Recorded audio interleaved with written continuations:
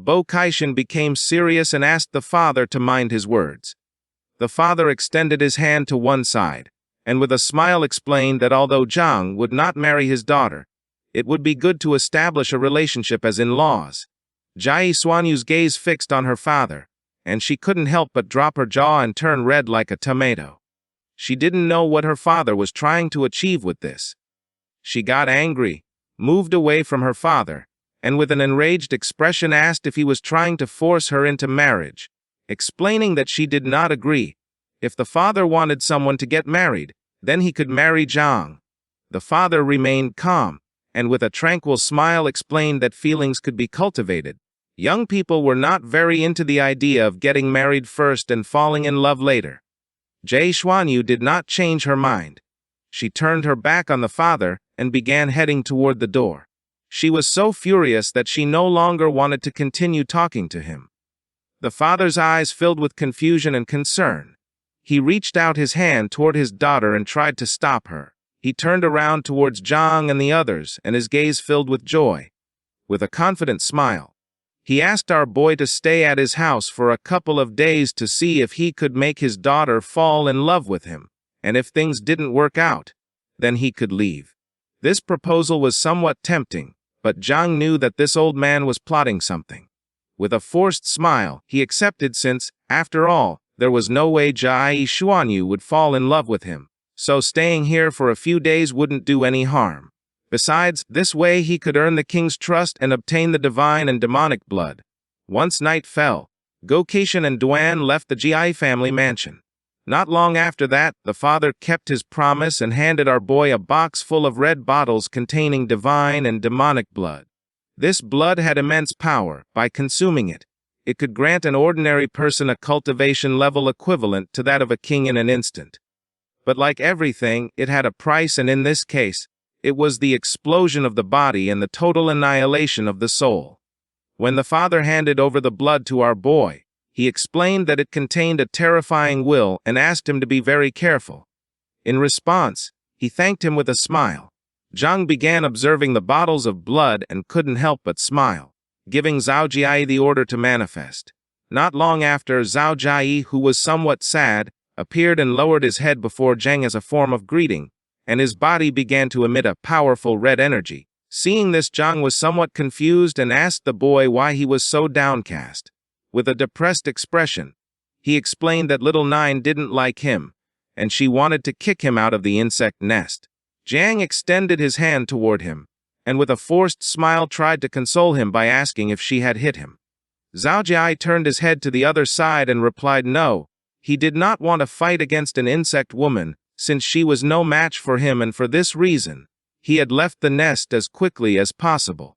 Zhang became even more confused upon seeing that he was speaking as if he were stronger than her. He didn't even know why Zhao Ji had such a strange attitude, considering it was supposed that he was a terrifying existence from eternal hell. But Zhang decided to leave children's matters to children, since it was better for them to resolve things on their own. He placed his hand on Zhao Ji's shoulder, extended the other toward the box, and with a forced smile asked him to stop thinking about the matter and advised him to eat first. With a depressed expression, Zhao Jia responded with an understood. He began to use his powers, making the bottle caps fly through the air. Little by little all the blood started to come out of the bottles, and Zhao Jia, who had his eyes closed, began to drink it. Once he consumed all the blood, a powerful energy appeared around his body and several system windows manifested. Now that the level transition had been completed, the system began to extract the abilities. Jiang clenched his fist, began to observe it, and couldn't help but smile. This was a gamble to see if he could obtain a good ability. He was hoping to acquire the Infernal Furnace. Jiang was teleported into his subconscious, where a powerful energy began to emerge from his body. He obtained the ability called Divine Body of the Guardian Elephant of legendary quality. It was a special divine constitution type ability. The human body was composed of 40 million tiny particles, and each one possessed the strength of a giant elephant. If all the particles awakened, it could compare to a divine elephant capable of stirring seas and rivers, roaring until stars fell, reaching the moon, and devouring the sun in an instant. the red beetle could transform into primordial particles and integrate himself into Jiang's body. Jiang opened his hand, began to observe his palm, and his eyes filled with surprise and confusion, since he did not know if the divine body of the guardian elephant was the improved version of the hell furnace ability. Jiang's body began to emit the same energy as Ziyuji's. He clenched his fists and couldn't help but start smiling because now the power in his body was very strong, and if in these days he could produce 2 generations of insects, he would be able to match Jiang Wushuang's strength.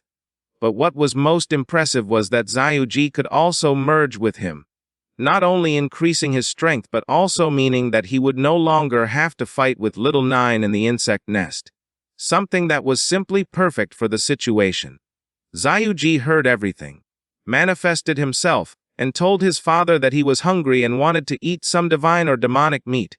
Upon hearing his voice, Jiang came out of his trance, began observing him, and couldn't help but enter a state of alertness and confusion.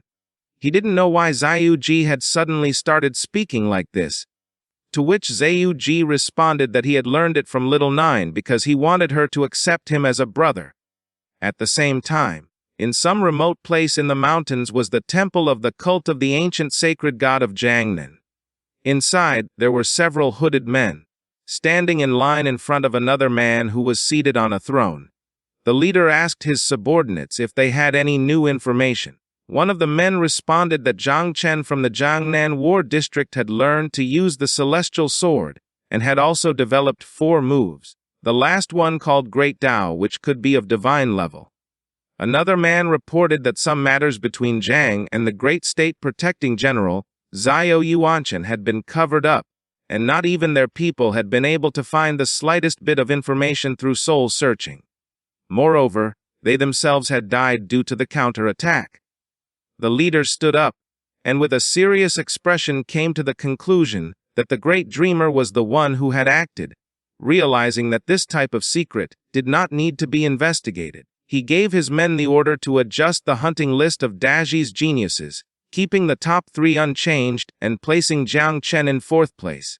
The leader stepped down from the throne and began walking toward the shadows, deciding to raise the reward level for the top 4 on the list. Whoever managed to kill any of them would receive purification from the ancient god and ascend directly to a stellar level of 6 transformations. He reminded everyone that members of the church ranks 2nd through 5th had been killed by Jilinku. He decided it was time to rise up and fight, since the church of the ancient god had remained silent for too long. Somewhere in the temple, there was a giant beast with dozens of eyes. The leader approached it and thanked his god for not abandoning them, and for granting them a divine opportunity. According to him, now was time to do something for their ancient gods. The entire place was filled with cobwebs, and compared to the place, the leader seemed like a simple fly. He began to gaze at the ground and greeted the Spider Queen, introducing himself as the 7th seat of the Church of the Ancient Gods. The man revealed that this time he had come to talk about an alliance. The Spider Queen extended her sharp leg and her gaze fixed on the man, letting him know that she did not trust humanity.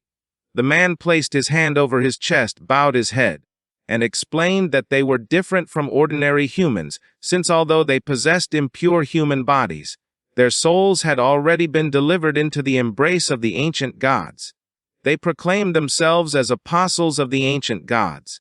The strength of the Spider Queen was among the top 100 across countless races in the abyss, and the man was certain that she had orders to get along with them, since after all their objectives were aligned.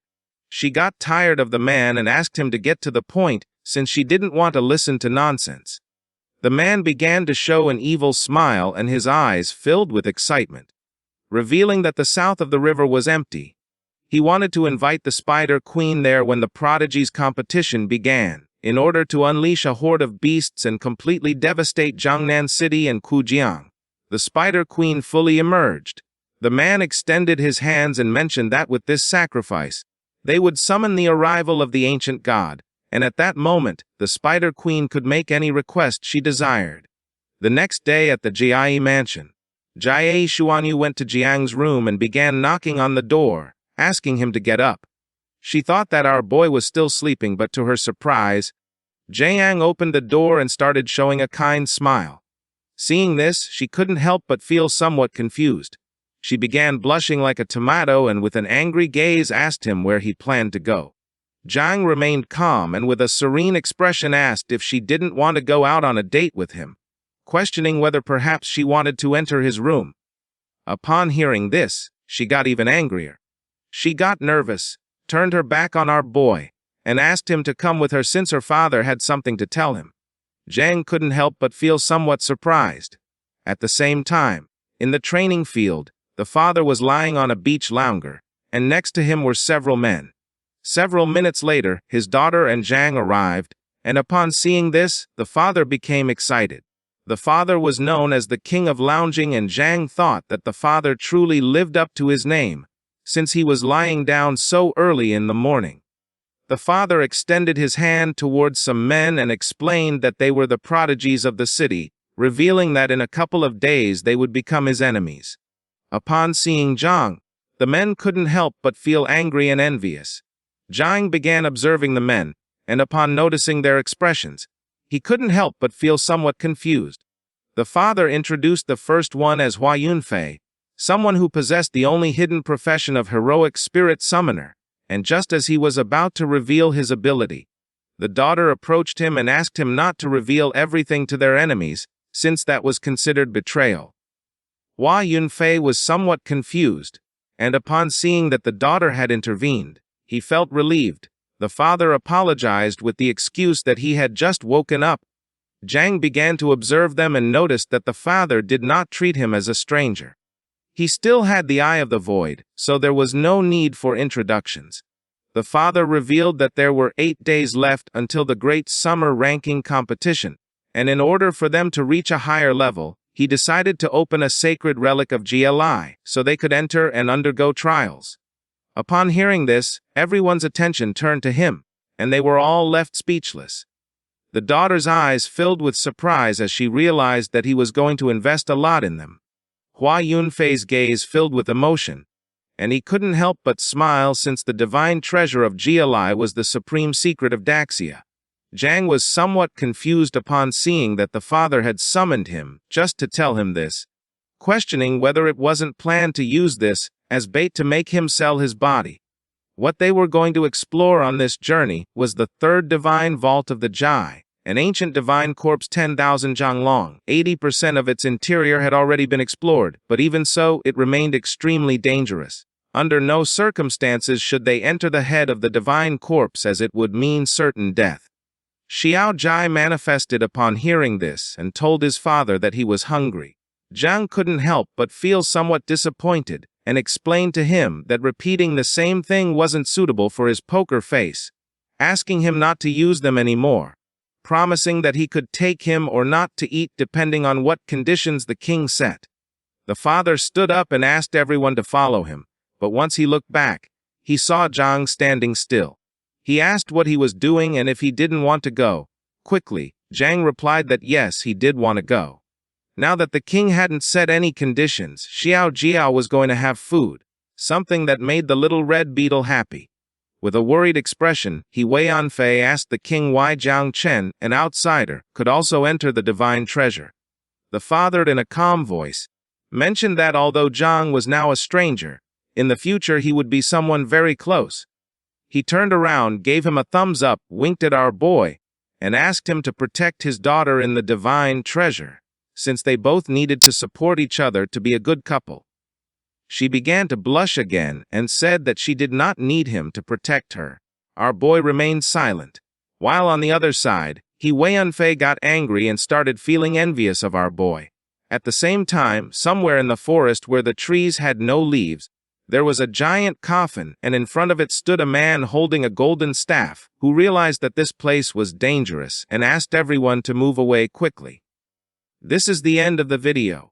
If you guys want to see the next part,